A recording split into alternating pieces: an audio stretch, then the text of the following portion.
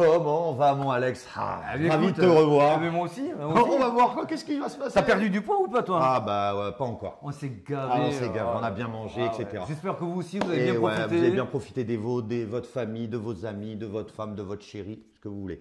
Là, Bref, on vous a préparé quelque chose de costaud. costaud, les- succinct, droit au but. Exactement, les 10 plus grosses pépites. Alors, on est resté sur des large caps parce qu'aujourd'hui, C'est incertain c'est quand même, incertain. hein, on n'est pas non plus. Et on sait que les large caps, notamment celles qu'on va vous présenter, résistent plus au dump que d'autres. Si vous voulez ne rien rater à tous les nouveaux dossiers qu'on va vous envoyer, et il y a du lourd, il y a du gros travail, mettez la petite clochinette, abonnez-vous, vous allez vraiment Ça pas le fera regretter. toujours plaisir.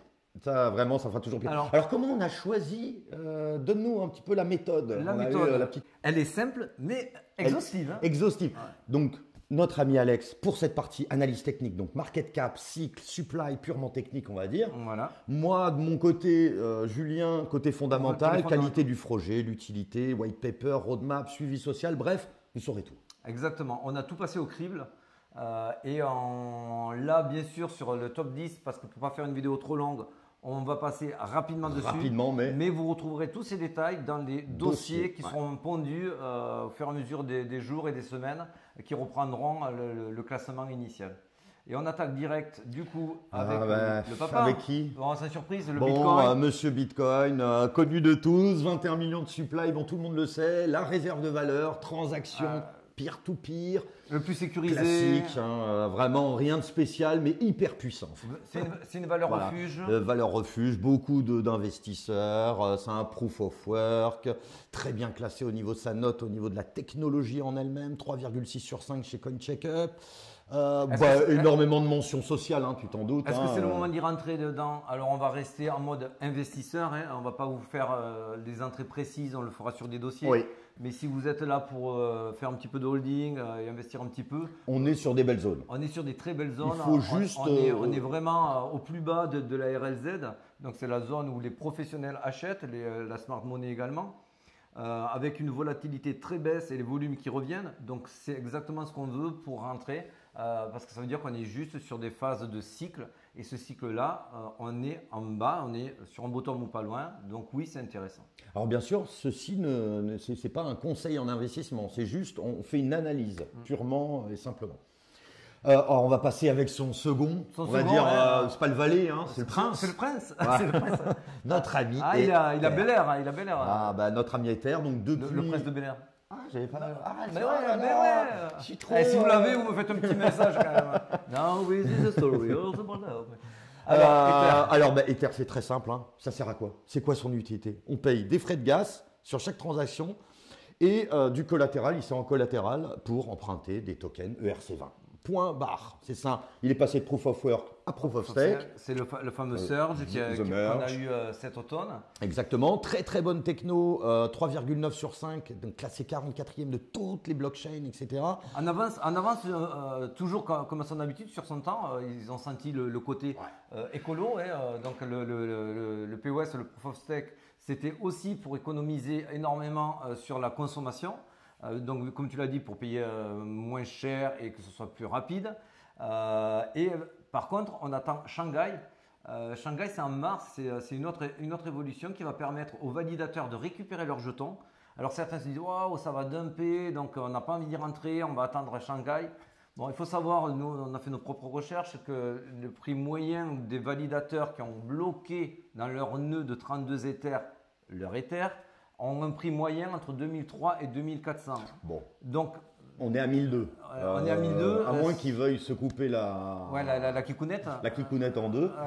Mais bon, sinon on ça attend. mal, il vaut mieux attendre. Mais bon, on ne sait pas. Voilà. Après, le jugement peut évoluer si d'ici là, l'Ether a doublé ou triplé. Et là, effectivement, on peut s'attendre à ce qu'il y ait un dump à ce moment-là. Mais aujourd'hui, le dump ne fait pas peur. Mais pour l'instant, Ether est également comme le Bitcoin. Il est un peu plus performé. Hein. On est en train de sortir de la zone de rachat de la RLZ. Donc on est encore dans une très bonne zone. On est en train de voir qu'il finit un W weekly. S'il le valide, à savoir s'il sort des 1300, c'est un super signal d'achat. Et après, bon, ça sera peut-être un petit peu trop tard pour entrer. On voit que la volatilité est en train de reprendre. Et les volumes sont pas encore ce qu'on attend. Donc, Patience. Patience, mais... Plus trop, hein. Ouais. Plus trop, parce que là si on est sur une bonne dynamique. Ah là, on est quand même sur une bonne dynamique. Après, on risque de rater le train. Ouais. Allez, en 3. Alors en 3, c'est mon petit chouchou, c'est Chainlink. Alors c'est très simple, c'est des oracles. Donc en gros, c'est de pouvoir toutes les données, on va dire, externes, qui sont voilà, de la météo, etc., de pouvoir les rentrer dans la blockchain. Donc ça s'appelle des oracles. Et Chainlink est le maître ultime dans cette discipline. Ah oui, el maestro. El maestro. Si, Voilà, donc il y a le prince et là il y a le valet. Enfin, l'un des fois, bon, bref. Voilà. Le chevalier. Le chevalier, c'est le chevalier servant. Ouais. Il travaille avec tout le monde, dans la finance, il travaille avec Swift pour tous les. Je ne vous raconte pas ce que c'est Swift. Hein. Ouais, puis, les transactions financières, c'est des transactions. Il ne fâche personne à chaque fois. Il travaille toujours la main dans la main, il se bloque de personne. On n'a pas senti le vent venir à nouveau. Bon, on connaît Link et son infrastructure et le travail qu'il apporte à la blockchain. Mais là, on l'a vu repumper et on vient de se rappeler qu'effectivement, il est très utile. Il est très utile. Il gagne de l'argent. Derrière aussi, si vous avez l'occasion, vous allez sur Twitter, regardez les vidéos un peu de ce que pond le patron. Je veux dire, niveau tech, il faut se réveiller tôt. Hein. Là, j'ai loupé un peu le cours. Hein. On est sur du passionné qui s'y connaît. Oui, voilà, exactement. Alors, on a mis où techniquement?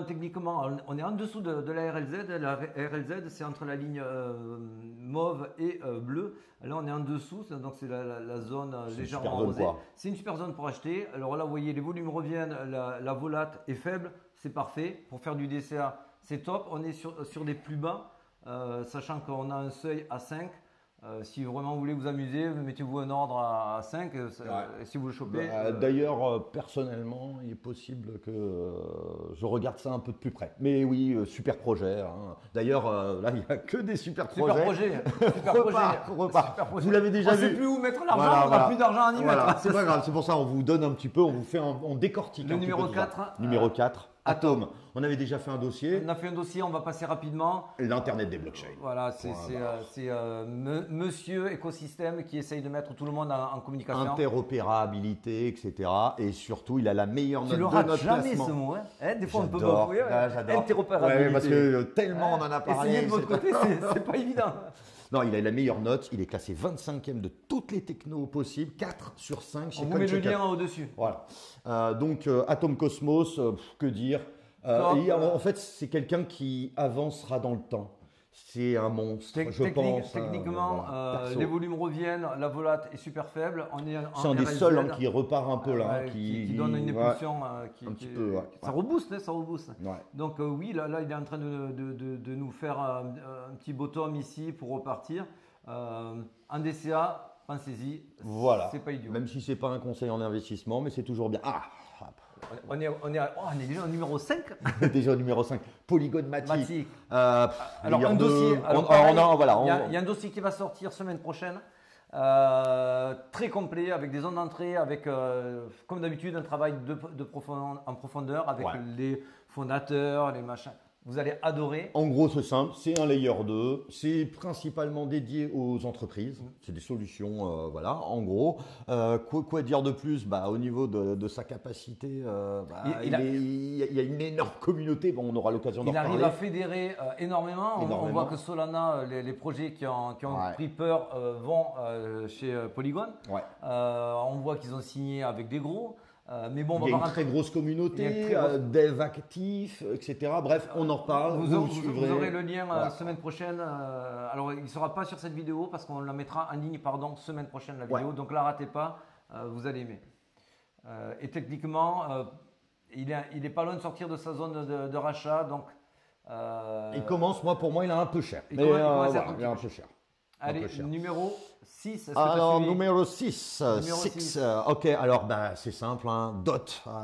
Un vieux projet. C'est un vieux projet, ça. Pareil, c'est des projets qu'on pensait un petit peu, pas oubliés, mais… C'est un layer 0, layer 1, comme on veut. En gros, il a sa propre blockchain et son but à lui, C'est la sécurité. Tout simplement, il se balade sur le côté sécurité et elle est évolutive. En gros, il permet l'interopérabilité. Lui aussi, un peu comme Atom. C'est oui, c'est scalable, c'est sécurisé. Voilà, exactement. C'est du layer 0. Et donc, voilà, il y a beaucoup quand même, il y a un petit peu moins d'engagement au niveau social que les autres. C'est un plus vieux projet, mais il marche toujours. Il est là. Tout à fait. Voilà. C'est pour ça qu'on en parle un peu, même si vous pouvez rigoler. Ah ouais, c'est Dot, Polkadot, on connaît. Ouais, mais il est toujours là. Mais oui, c'est comme. Là, ce qu'on vous présente, malheureusement. C'est comme Litecoin, on va en parler plus tard, mais c'est comme Litecoin. Litecoin, c'est la vieille endormie, mais elle est toujours là. On a toujours rigolé avec lui, il est là, il a pumpé. C'est un des seuls d'ailleurs qui a envoyé du bois récemment. Tout le monde s'est dit waouh, alors moi, ma petite pépite et tout fait rien, et Litecoin me passe devant. Eh ben ouais. Donc il ne faut jamais oublier les vieux. Oui, les vieux. Pensez à nous. Oui, c'est vrai, merci. Donc là, pareil, techniquement, on est en dessous de la zone de rechargement, donc techniquement, c'est très bon à ce moment-là. Vraiment bas là. Mais par contre, il faut faire attention parce qu'on arrive d'une zone support à 4. Il ne faut pas quand même que le 4 lâche, donc il ne faudrait pas qu'il y ait une Black Swan, parce que si on passe en dessous, on peut aller chercher du pétrole. On en a besoin en ce moment. Ouais, c'est vrai. Mais bon. En effet, c'est un bon projet. Alors là, on en a parlé. Oh, Litecoin. Alors Litecoin, on en avait, je t'en avais aussi. Ouais. On a eu tous, hein. Tout le monde en a eu. Mais moi, à un moment donné, je me suis dit, c'est mort, j'ai débagué, je vous le dis. Moi aussi.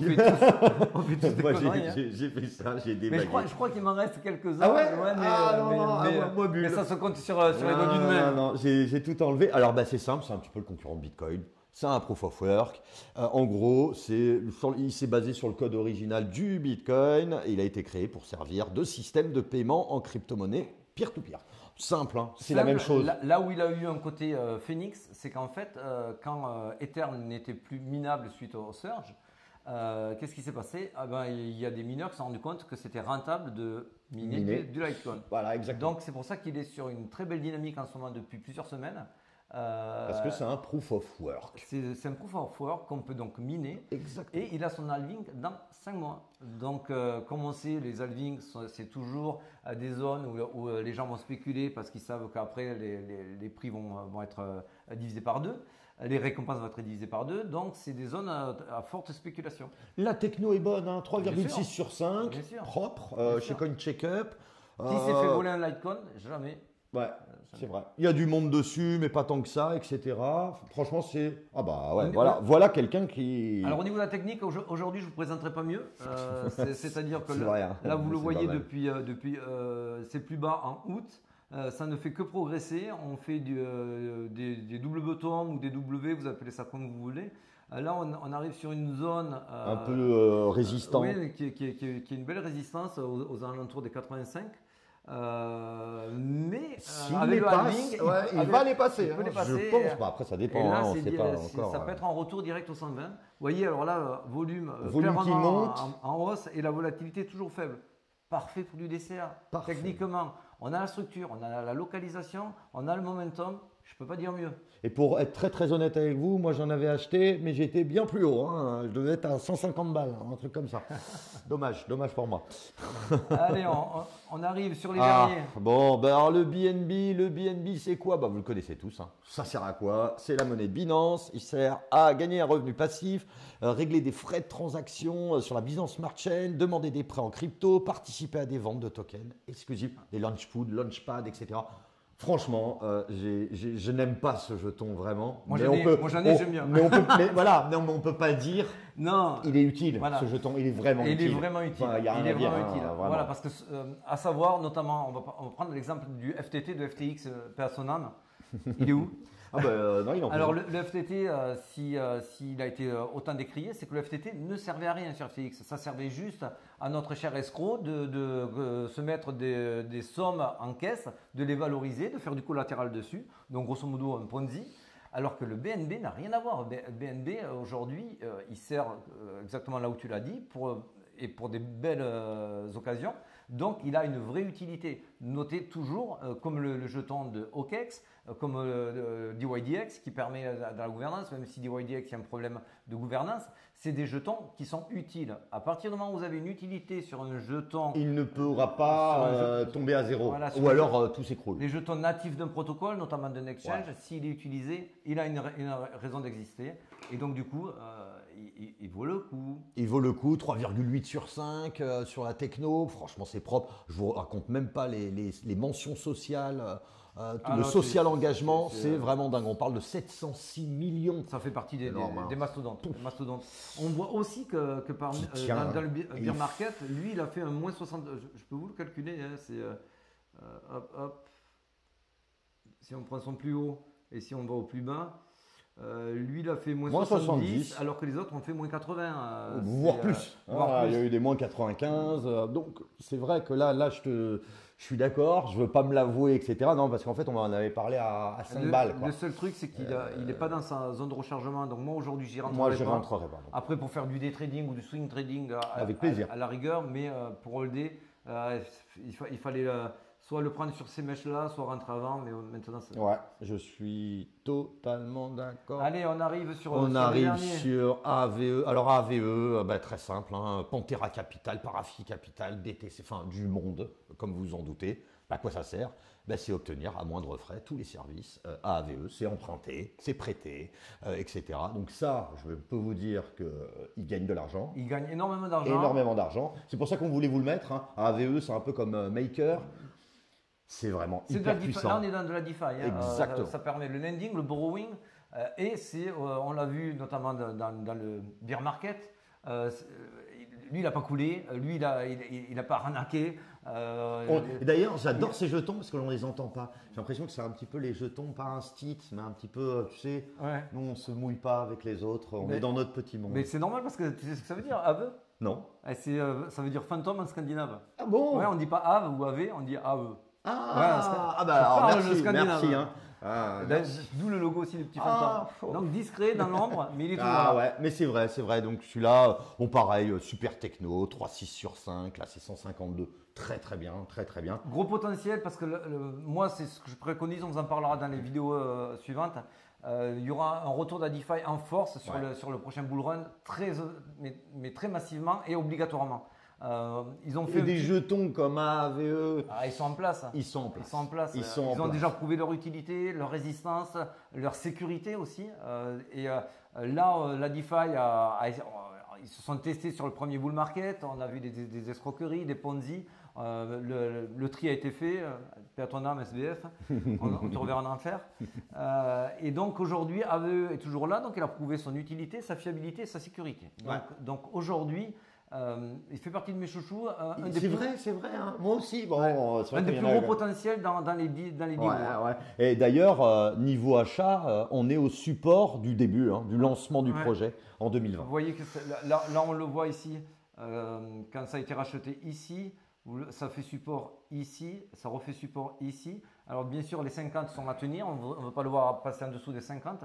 Mais c'est vraiment... Si lui tombait, je me poserais de graves problèmes pour tout l'univers crypto. Et DeFi et crypto. Voilà, DeFi, crypto, en plus un DAO. Mais là, c'est pareil, très faible volatilité, les volumes en hausse. On est en super localisation pour faire du DCA. Personne n'en parle sur les mentions sociales, etc. 12 millions sur un an, c'est rien. Au niveau des mentions sociales, c'est 3 milliards chez Bitcoin.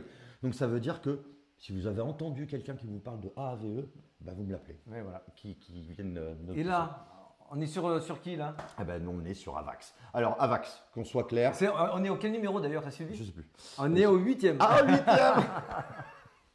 Excusez-nous, on se fait des blagues. Alors, Avax, on est d'accord, on n'est pas fan.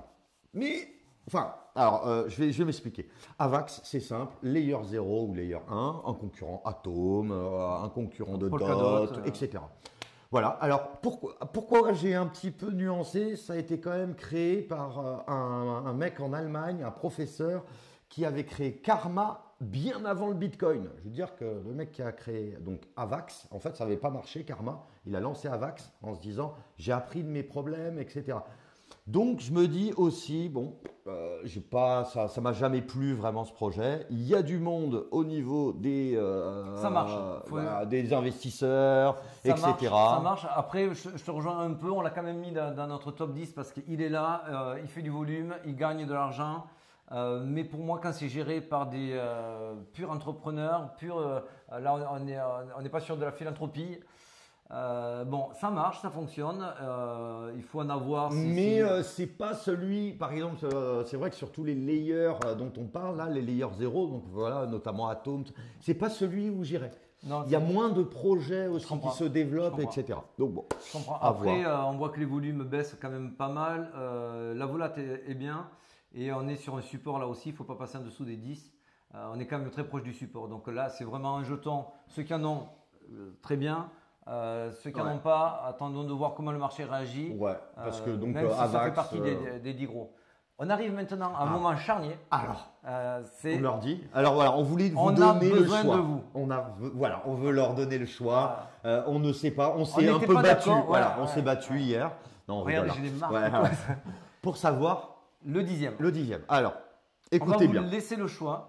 Et c'est vous en commentaire, vous allez nous dire en commentaire lequel vous voulez qu'on vous fasse en dossier. Et ça sera le prochain dossier après celui qu'on doit vous présenter la semaine prochaine. Au lieu de vous le mettre là en 10e place, on va vous le sortir en dossier, mais il faudra voter pour lui. Alors, on parle desquels?